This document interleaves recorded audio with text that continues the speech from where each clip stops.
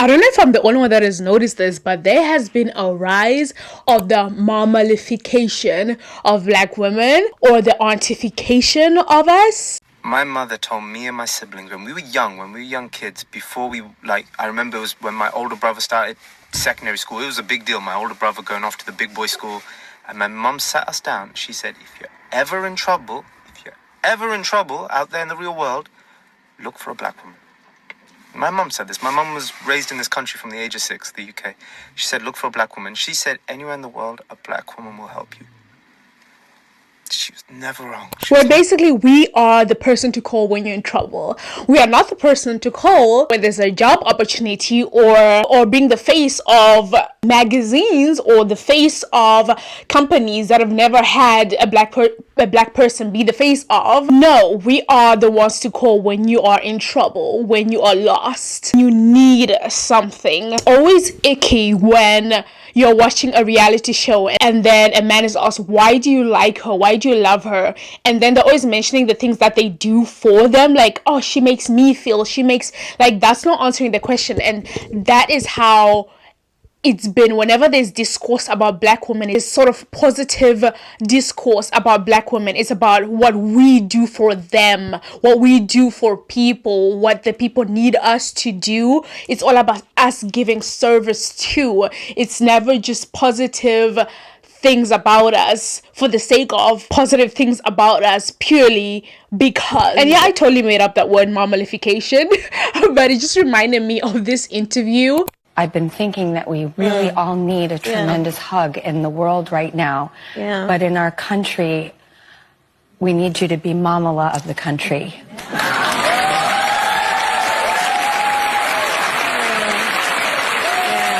And after that interview, I'm sure a lot of black women were like, well, no, that's not, that's not.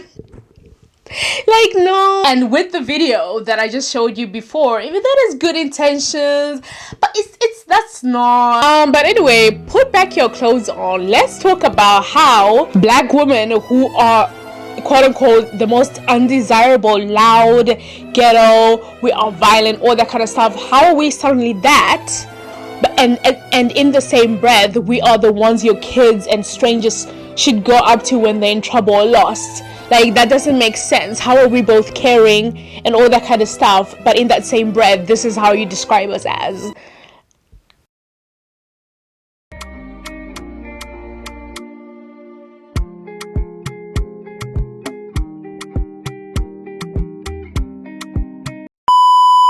Hi, love. Yeah, I know I've been MIA. I know it's been like 3 months. I know. The thing is, I've been working, okay? That's the thing. And when you have like a day-to-day job, like, you are just so exhausted, you know? And with this type of content, I'm not filming my life, so it's not like I just take the camera along with me. This is like a whole thing. You know how it is. But we're back, okay? We're back. We're gonna be posting consistently, okay? I have really nice videos lined up. So yeah, let's get into it. So as black women, from a very young age, we are just told and taught that we're supposed to take care of everybody in the family. You take care of your brothers. If you're the firstborn daughter, oof. Oh child, I know you're going through it. Check out that video that I made about firstborn daughters and their unresolved trauma, okay? There's a lot to it, but irregardless if you're the firstborn or not, just being a girl child within our context is just not easy. You're supposed to serve everybody. When it comes to food, you serve other people first, especially in Africa. I come from Africa, I'm from Zimbabwe, and growing up, you have your male cousins who would be out there playing, doing whatever, but you're supposed to sweep the house, do everything, and you'll be like a 6-year-old child, but they don't care. And there'll be a 12-year-old cousin of yours that's like sitting watching TV, but you as the young girl child, you are supposed to be taking care of everybody. And this goes across all borders, whether be it in America, in France, whatever. As the girl child, that is natural to you. That is a role that's just imposed on you, and we are tired. And we also see this within movies, okay? The portrayal of black women. I remember watching Big Mama and like really loving it, but I didn't understand the actual impact that it has. This is a man dressed up as a woman, right? And taking care of everybody. He's big mama, you know, he goes to this White House and he's taking care of everybody. He's fixing everybody's problems, you know, and watching that as a child, and other people of other races watching that, subconsciously is telling them that the black woman fixes everything, even though we know it's a man dressed as a woman, you know, Tyler Perry, all that kind of stuff, getting the family together, doing all those things to help fix the family. It's the burden is on the black woman, right? And we're going to movies like The Help. I watched that movie and I just felt off about it. It felt off, and started doing research about it, and turns out the lady that wrote it wasn't actually based on any historical events. Like, it's not a factual movie. None of that ever happened or was based on anything that actually ever happened. So I was like, how did you even come up with that idea, ma'am? Okay.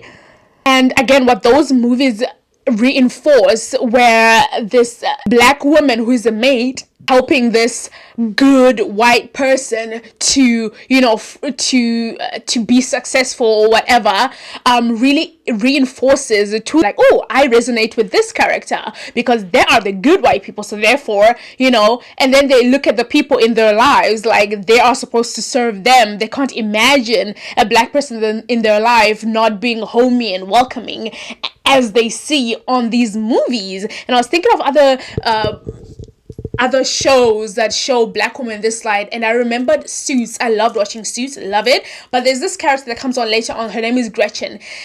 She definitely has this motherly role that you don't want to talk to lip shits about, but you better get a handle on it, because if you treat another associate like that, I will knock you the hell out. I'm proud of you, Lois. You can see the difference they really put between her and this other lady. I forgot her name, but like, you can see she has this motherly role that she's put on because of the color of her skin. And you can see that with even the shows such as Scandal and How to Get Away with Murder, even though that these women are sort of going against what black women are seen as, it always creeps in that they are there taking care of everybody else. Olivia Pope is out there mothering everyone. That's what her mom says. Still does it, even though the show is trying to portray that she is not that. It still sips in with everyone that's around her. And when she tries to get away from that, she is punished. As the audience, we don't like it. There's a lot of people that don't like the seasons after, I think season 4, something like that, when she is doing her, when she's not mothering anybody. Nobody likes her anymore. Everyone in the show, everyone around her is trying to control her. Okay, I'm about to do a whole Scandal thing, but like, you get my point. It still sips in, even in some of the shows that are meant to portray another light of black women. And one thing that I've noticed is that when black women in real life reject this idea, they are deemed as the villain. They are deemed as, you know, they're too superficial, you know, they think they're all that, you know, they've reached a level where, they think they're just better than everybody else. When we want to get the princess treatment that we deserve, we are rejected by all parties. We are rejected by our own people. We are rejected by people outside of us because they don't see us deserving of that, especially to women who look good, okay? Because no one cares when the hard wig, soft life woman wants to be treated like a princess and she's married to a white street man. But when it comes to black people just within themselves, a black baddie, a black who, whatever, and she wants to own being herself and not living to please everybody else, we don't like that. Why is that? This draws us to the next topic, which is the AUNTY-FICATION of black women in luxury. Black women that are rejecting the mamalafication, the AUNTY-FICATION. These women don't want to be the person you run to with all your baggage. They don't want to be the handbag. They don't want to be the one in service of every single time, because they are allowed. They want to live free within themselves and living for themselves. They are tired. They have known to be the givers, and now they just honestly want to live their lives. because people are not used to seeing black women in this light. It encourages this cultural narrative, making it seem natural for people to ask or assume that a black woman works in a shop when they're not even wearing the name tag or anything to do with a shop. But like it's just so natural for people, because that's what they see in these movies, that's what they see, and that makes them reject even seeing new light or new perspectives of black women. Once a woman has rejected the mamalafication of the whole world, right? No, don't come to me, okay? Don't come to me with your problems. A video circulating of an Asian man talking about if you're in trouble, go to a black woman. I'm here to tell you why you shouldn't do that. Black women in general, we've been adultified from very, very young. There were 5-6-year-old black girls that are already being expected to look after their siblings. The whole of our lives, we have been adultified in every way possible. So the last thing you need to do is, when we finally have a chance to rest and relax, and we finally know how to say no to certain things, we finally know when someone's taking the out of us, last thing you need to do is now start alerting human beings on the street that if they're in trouble to look for a black woman. Don't do that. Because I feel like we can't rest as black women. Black women are lovely by nature. We're caring, we're nurturing, but a lot of that care and that nurturing come from the fact that we've been adultified. So we naturally feel like we have to take charge. We naturally feel like we have to make people feel better. We naturally feel like we have to look after people. But what you're doing in spreading that message is now you're bringing the adultification that we suffered with as children into adulthood. I'm not the one to look for when you're in trouble. I'm so sorry. I'll help as best as I can, but look for anybody. I feel like people don't understand when a black woman makes a video and says, oh, don't look for me. Everyone's like, oh, she's mean, she's aggressive. No. You don't understand that's a dangerous message that you're spreading. We're not your saviors. We've got our own lives, we've got our own things to do, and we've already spent so much of our lives. I was speaking to a woman yesterday talking about how she got 5 brothers. She's the youngest. She's everybody's mum. So when I make videos about, oh, my mum's telling me one thing and telling my brother another thing, it's not a joke. There's so many things that come from a black woman or a black girl being adultified, right? Obviously a black woman can't be adultified, but if there's another word, somebody give it to me. But there's just too much pressure on black women to be somebody's savior, to change somebody in this sense. No, sorry, do it yourself. And that's women in general, right? But this video was talking about black women, so I'm talking about black women. Black girls are adultified like crazy. So when we get to 19, 20 and we finally can say, oh, I can't lie, I'm not doing that. And it usually isn't even 19, 20. Sometimes it's even, I only learned to say no at 26, right? Don't then start telling strangers on the road to look for me when they're in trouble. I've just learned to rest. Please, don't do that. Can I just yap for a second? I've been thinking a lot about Jackie Ina's Instagram story from the other day about young black women, especially, eldest daughter, being adultified so young. And that resonated me so much because it's always a feeling that I've had, but like I've never been able to put into words. And I say this as someone being 23 and so many adults saying that they look up to me, which is so, it's just not okay with me. And like I understand it's a compliment, but hearing, like, oh yeah, I was on the phone with so-and-so, we were talking about, we're, in our 30s and 40s and we're just figuring out, but, Tiara, she's already got it figured out, and, she's so this, she's so that. And I understand, like, that being, like, a compliment, but at the same time, like, I'm 23, and, definitely being the oldest daughter and having very traumatic childhood, you grow up so fast, and then to hear, that you're still, so mature, it's almost like that childhood or that innocence has been, like, taken away from you, and you'll never have it again. Like, it's too late now. And so when I see my friends who, are like in my age and their 20s and stuff, and like the stark contrast between me and them, the things they think about versus the things I worry about, it's just like that I won't have that. And I guess it's a compliment a lot of the times. Like, obviously you'd rather be mature than immature, but at the same time, like, stop saying you look up to me when you're like double my age. It's weird, and I don't take it as a compliment. Like, can I just be 23? Okay, and they have accepted their truth they come back into the black community and you're auntified because we have to bring you down to your level. You think you're all that? No, we have to bring you down and let you know that you are not all that. Now, calling someone an auntie growing up, it's someone you would, it's a form of respect, and you call that to everybody that's older than you. It's not just the actual family members that you call auntie. Everybody's auntie as long as they're older than you. And they have to be like at least 10, 15 years older than you. No one, like, I can't imagine my 23-year-old ass calling someone that's 24 auntie. Like, that does make sense. Or calling someone that's 17 auntie, or someone that's 20 but, you know, is married. Like, I can't, like, no, oh no, I'm the same age as Nara Smith. And I'm turning 24 in just a month or two months, I don't know. But like, right?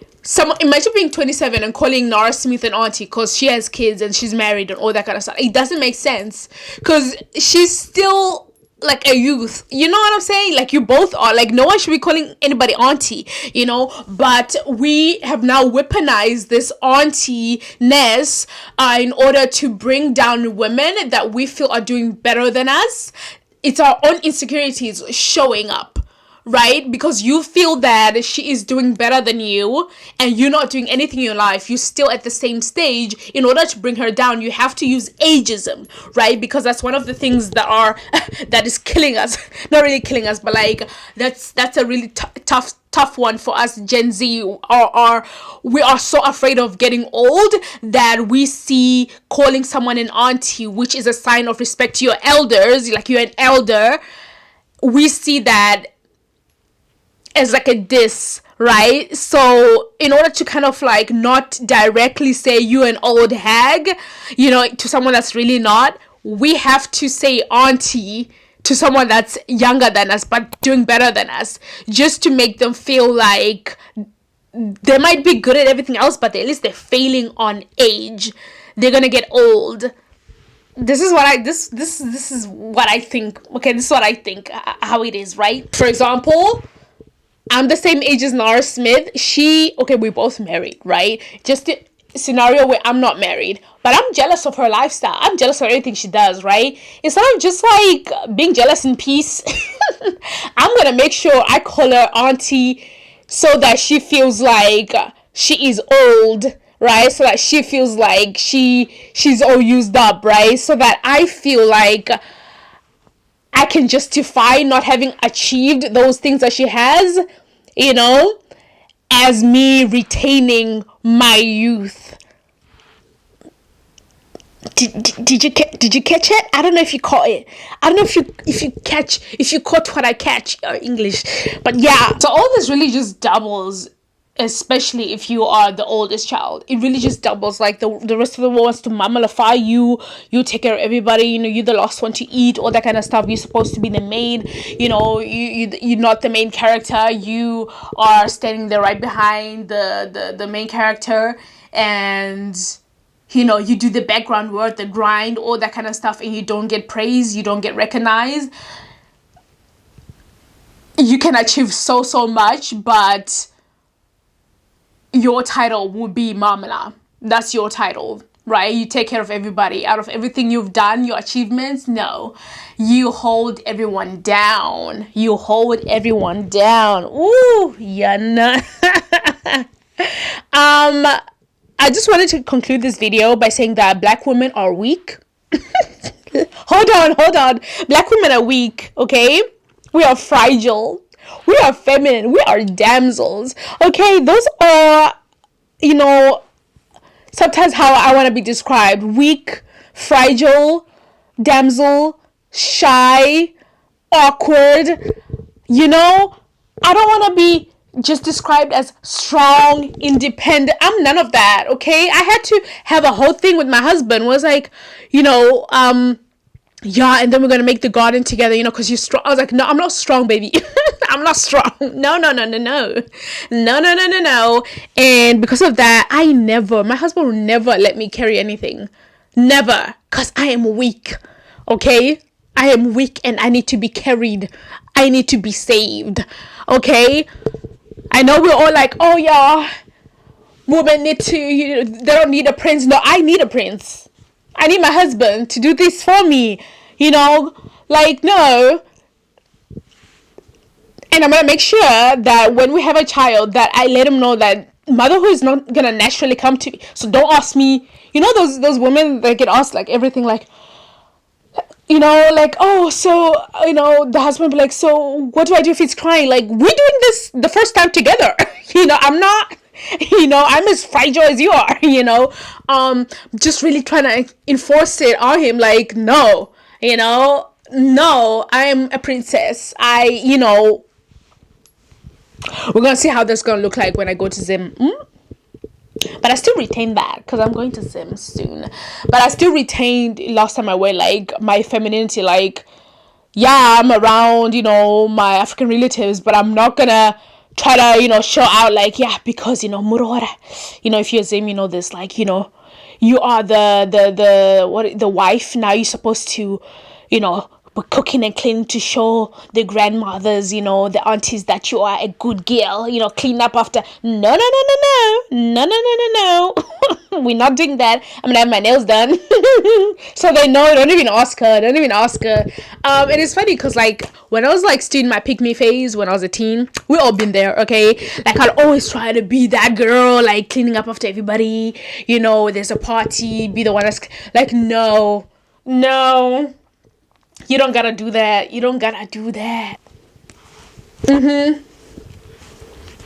Anyway, bye. I know y'all missed me. Anyway, see you guys next time. Bye.